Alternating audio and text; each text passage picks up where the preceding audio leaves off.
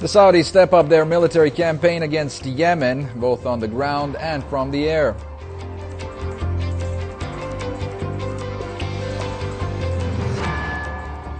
Syria's top diplomat is in Tehran in an effort to pave the way for a political solution to the Syrian conflict.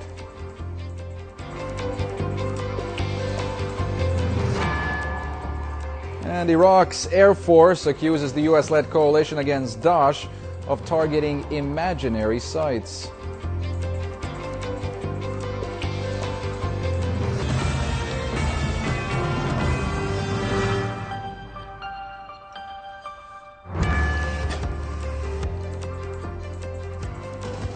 Hello and welcome. You're watching Etejah English News. I'm Sergeant Preradovic. Our top story tonight takes us to Yemen, where the battle for control over parts of the country has been heating up in recent days. Amid heavy Saudi airstrikes, clashes are ongoing over Yemen's largest military base. The Saudi-led coalition appears to be intensifying its efforts against Yemen's armed forces. While Saudi jets launched several airstrikes against the Al-Anad air base in the southern Lahej province, pro-Hadi militias and Al-Qaeda militants were attacking the popular committees allied to the Houthi Ansarullah movement. But the Ansarullah movement has brushed off reports that the base had fallen into the hands of the foreign-backed militias. This footage released by Yemen's army purports to show that they are still in full control of the military facility. The recent advances by the militias loyal to the fugitive government of Abd Rabbu Mansur Hadi, who is currently based in Riyadh, are being attributed to a major spike in support from the Saudis. According to military and port officials in Aden, pro-Hadi militias received weapon shipments. Tanks, artillery, missiles, and armored vehicles were included in the shipment from Saudi Arabia and the United Arab Emirates. The Saudi-led military campaign, which has been going on now since March, has created a humanitarian catastrophe in Yemen. Some of these attacks look like they've been disproportionate or indiscriminate, so they don't make the distinction between military and civilian targets, and they're disproportionate in the sense that the civilian casualties are way too high for the value of the military objective. Last month, the United Nations declared Yemen as the highest-level humanitarian emergency on its scale, with the Saudi bombardment claiming the lives of at least 4,021 people.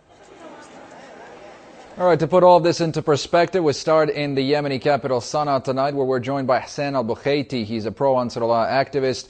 Hussein, are the pro-Hadi militias putting Yemen's armed forces on the back foot here? Sorry, can you repeat your question? Yes, I was asking if from what you're seeing on the ground, are Hadi militias putting Yemen's armed forces on the back foot? No, actually, what we've seen now in Anad is the largest attack on that area from troops supported by the Saudi. As well, the last 3 to 4 days, there was tanks, UAE tanks and armed vehicles landed in Aden, and they have attacked Al-Anad air base from the southeast, and still the battle is still in the outskirts of Al-Anad air base. They haven't even entered the actual compound of the base.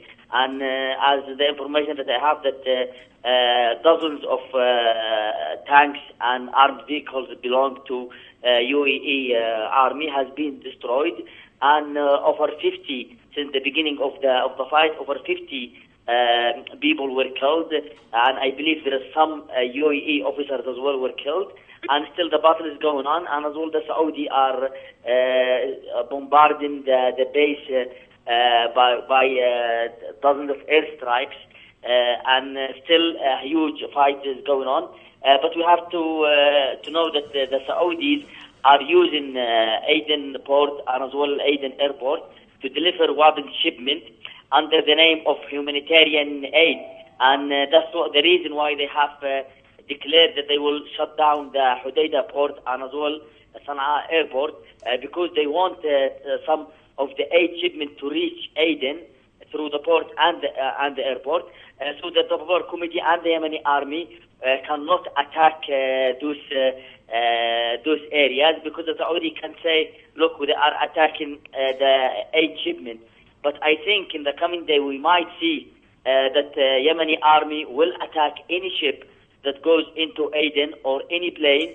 And I advise actually the Saudi to stop using Aden airport because the Yemeni army will not allow that airport, neither the port, to be used to deliver weapons to Aden.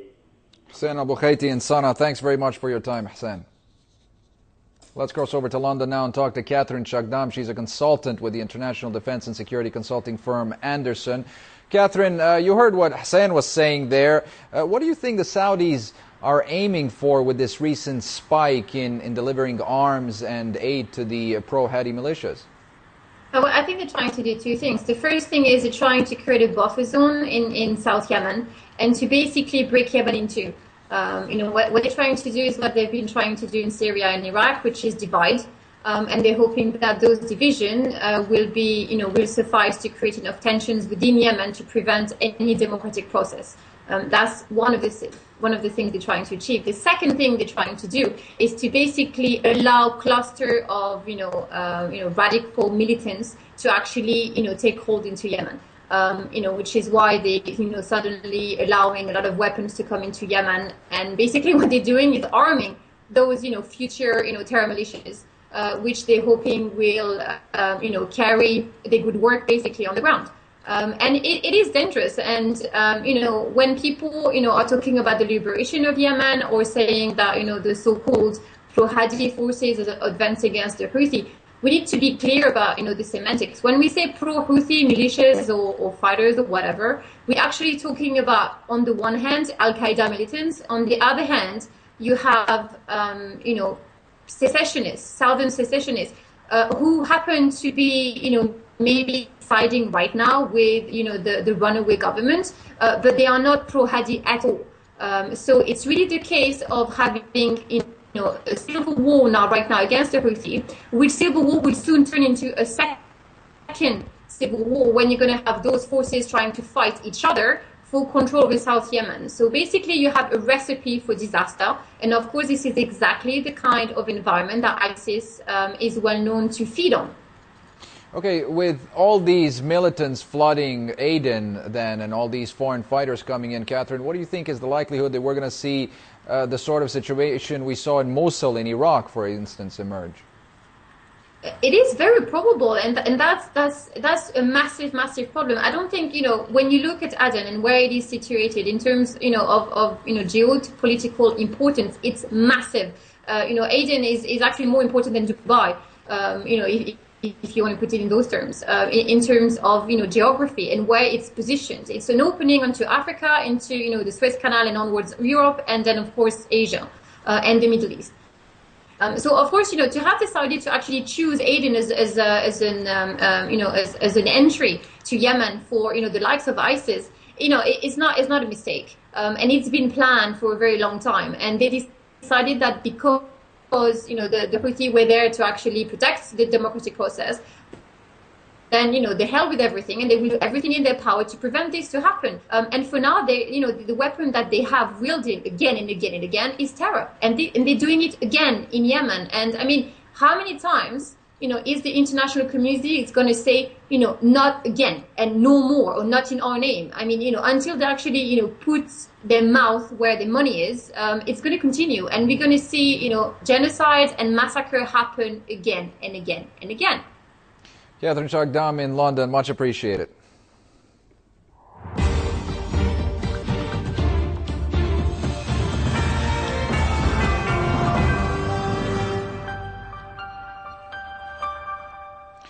Well, Syria's top diplomat Walid al-Muallim, along with Russia's deputy foreign minister Mikhail Bogdanov, arrived in the Iranian capital Tehran to discuss the new Iranian initiative aimed at resolving the Syrian crisis.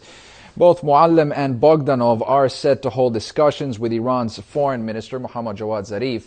That proposal, which was also sent to Qatar, Turkey and Egypt, urged all regional states to aid the Syrian and Iraqi governments in their fight against terrorism, adding that the only way to battle Daesh militants was by cutting off their funding and halting the flow of foreign fighters throughout the region. Now, according to Iranian sources, the new initiative is made up of 4 points. First, an immediate ceasefire, then the formation of a national unity government in Syria. The third point is the amendment of the Syrian constitution, which takes into consideration the country's different ethnic and religious groups. And the fourth point calls for internationally monitored elections. Meanwhile, U.S. warplanes have launched their first airstrikes to protect American-trained militants known as the New Syria Force. The airstrikes were launched against the al-Nusra Front in northern Syria after they captured 5 of the U.S.-trained fighters in overnight raids. This is Washington's latest creation. They call themselves the New Syria Force. They were trained and armed by the U.S. and now they are being provided with air cover. American warplanes launched their first airstrikes to support the latest addition of U.S.-trained militants.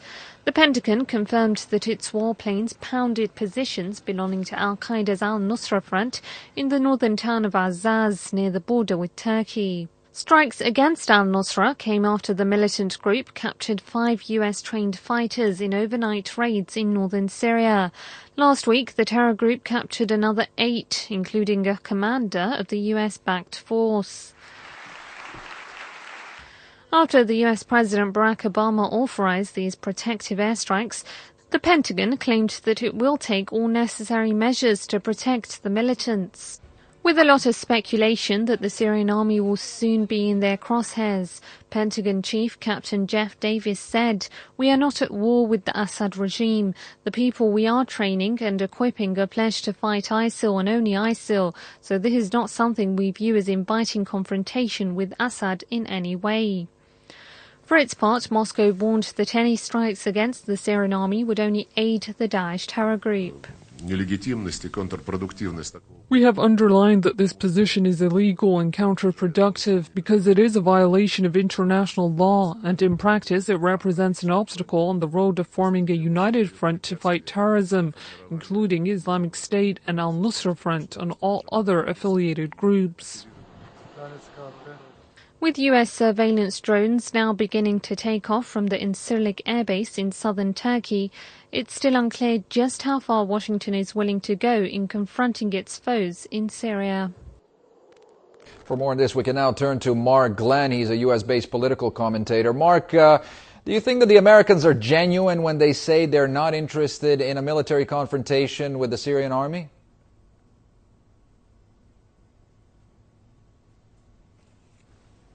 Mark, can you hear me? Okay. Not very well. You're coming. Okay, all right, Mark. Let's give it. Let's go ahead and give it another shot, then, Mark. I was asking if you think the Americans are genuine in not wanting to confront the Syrian army. I'm sorry. I'm. Okay, we are having some technical difficulties there with Mark. We will try to come back to that a little bit later on in the program. Well, staying with Syria, where the army backed by the Lebanese resistance movement Hezbollah liberated a number of areas from militants in Syria's southwestern city of Zabadani. Syria's local media outlets reported that the joint force seized control of at least 8 major buildings in Zabadani's western neighborhood of Hai Hamis, killing dozens of insurgents there. Clashes are still ongoing between Syria's armed forces and the al-Qaeda-linked al-Nusra Front, as well as militants from the Ahrar al-Sham group.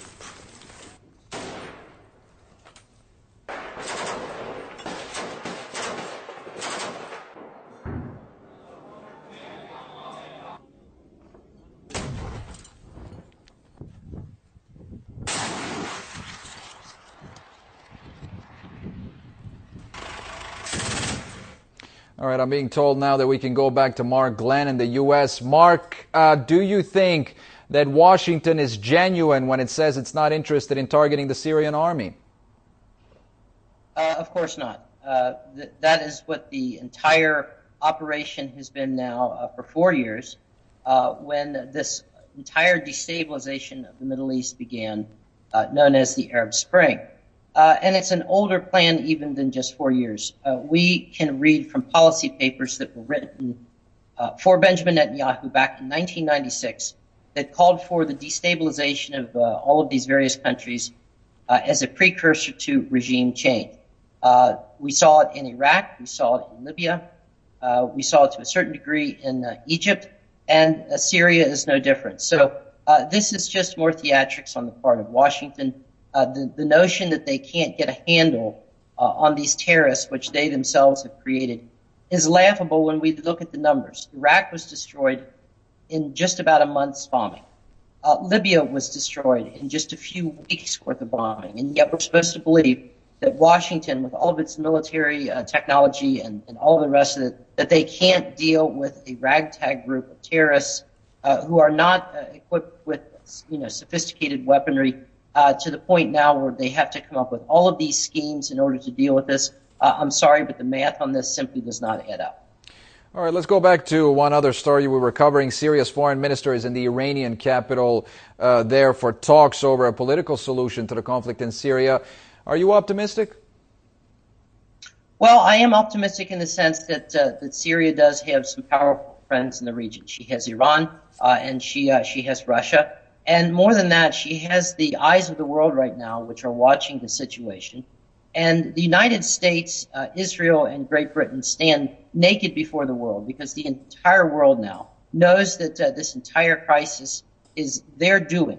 This was done deliberately. The idea that these terrorists are not being backed by the United States, Israel, and the West is absolutely laughable. And so the fact that we have a political discussion taking place between the Syrian foreign minister and the Iranians is very good because of the image that it projects, that the Syrians and the Iranians and what we would call this counterforce to Zionist and American interests, that they're getting together and they're talking like civilized human beings, whereas the United States seems to only have one avenue for dealing with problems, which is to drop bombs.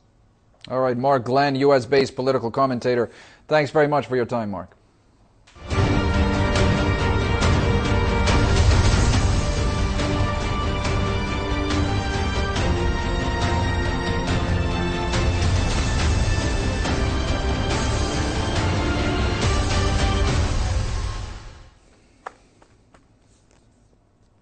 Well, Iraqi security forces backed by the country's volunteers have made advances against the Daesh terror group on a number of different fronts in the western Anbar province.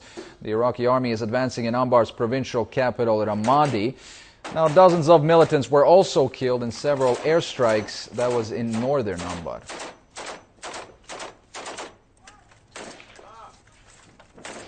Meanwhile, the Iraqi Air Force has accused the U.S.-led coalition against the Daesh terror group of targeting imaginary sites.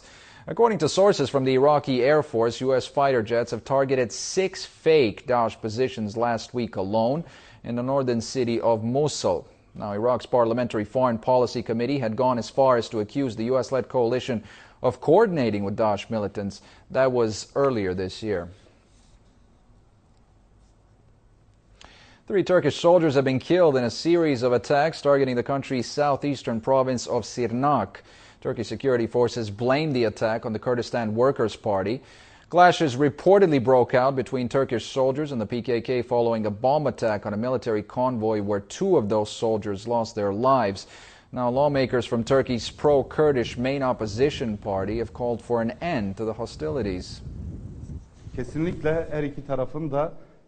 Both sides should remove their fingers from the triggers. We believe that military operations should stop, and PKK should stop fighting. As the People's Democratic Party, we are making every effort to achieve that. Well, the European Union has voiced its concern over the situation along Turkey's southern border, calling on the government in Ankara to be proportionate in its attacks against the PKK. It was the EU Commissioner for European Neighborhood Policy and Enlargement Negotiations who was quoted as saying that the EU acknowledges that Turkey has the right to prevent and react to any form of terrorism, which must be unequivocally condemned. The response, however, must be proportionate and targeted and by no means endanger the democratic political dialogue in that country. You're watching Etejah English News, still to come on tonight's program. The Al-Aqsa Mosque is hit by a fresh wave of unrest. We'll tell you more after the break.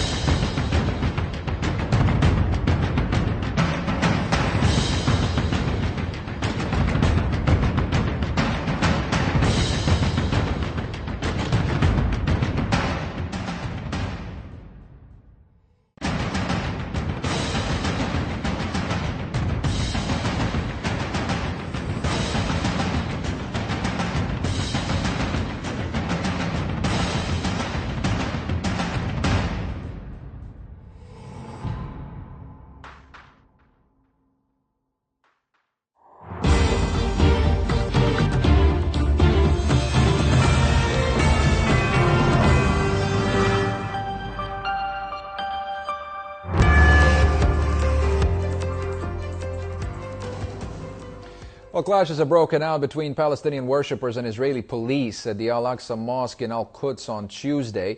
The violence flared up after an Israeli settler attempted to raise the Israeli flag over one of Islam's holiest sites. Now, Israeli settlers and occupation forces then attacked the aggravated Palestinian worshippers, injuring 2. 6 people, including a reporter, were detained during the clashes. The Al-Aqsa Mosque compound has been the scene of rising tensions in recent months. According to a Palestinian NGO, 1,130 Israeli settlers and officers forced their way into the mosque compound during the month of July alone.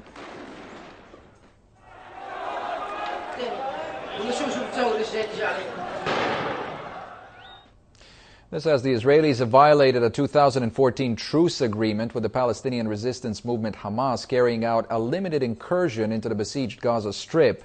5 Israeli military vehicles were seen crossing over Gaza's southeastern border on Tuesday as they advanced about 150 meters into the town of Karada. Last summer's Israeli attack on the Strip left thousands of Palestinians dead, most of them civilians.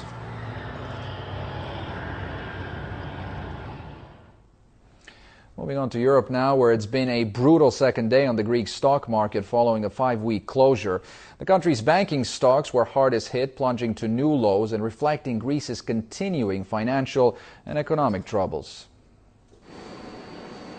It wasn't the wave of red that some had expected. Greek stock losses slowing on its second opening since the end of June. But amid the blue and green of stabilising shares, another day of red ruin for the banks. The main banking index of Greece's 4 major lenders down more than 29% at the open. Athens stocks are limited to a 30% daily loss. Banks hit that limit on Monday. Merit Securities analyst Nikos Kafkas. I think the open was somewhat expected across all sectors, in particular the banking sector, which closed down at the limit. It looks like it will be the same today for obvious reasons.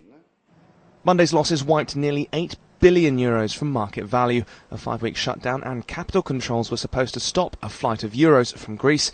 In that time, the government has agreed to accept a third bailout worth up to €86 billion. It says talks about the reforms needed to secure that deal will be concluded by August 18th, just 2 days before another debt deadline. But political as well as economic instability is also threatening the country, says CMC Markets' Michael Hewson. Prime Minister Tsipras needs to overcome opposition with his own Syriza party. What he doesn't really want to have to do is drive through the reforms with the help of the opposition. And then you've got the splits amongst the quadriga of creditors. The stocks fall didn't spill over the Greek border, and some local businesses saw a boost. Aegean Airlines and gaming group OPAP just 2 up shortly after the open. Those are all the stories we have for you, but before we go, let's take another look at those headlines. The Saudis step up their military campaign against Yemen, both on the ground and from the air.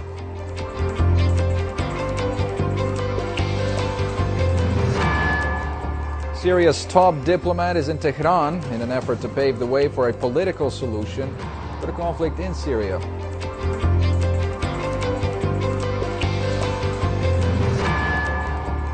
And Iraq's Air Force accuses the U.S.-led coalition against Daesh of targeting imaginary sites.